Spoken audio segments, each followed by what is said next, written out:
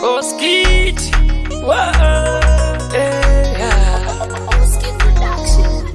ndaiti ndikapepuka pakati peusiku ndozvibvunza ndimborichi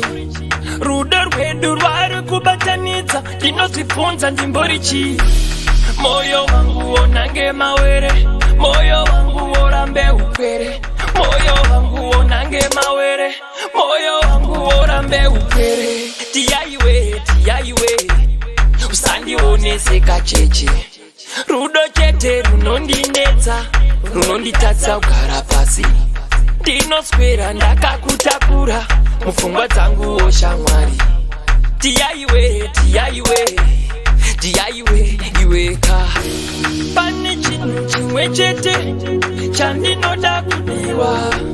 pasina rudo hapana mwenje moto wapiswa mapiwa ndipe miyedzo ndipepete shandira rudo handinete uri mai vangu handinete ndinokuda kunyangwe uvete tiyaiwe usandioneseka cheche rudo chete runondinetsa runonditatsa kugara pasi ndinoswera ndakakutakura mupfungwa dzangu oshamwari tiyaiwe iweka ndaiti ndikapepuka pakati peusiku ndozvibvunza ndimborichi rudo rwedu rwari kubatanidza ndinozvibvunza ndimborichi moyo wangu wonange mawere moyo wangu worambe upwere moyo wangu wonange mawere moyo wangu worambe upwere tiyaiwe usandioneseka cheche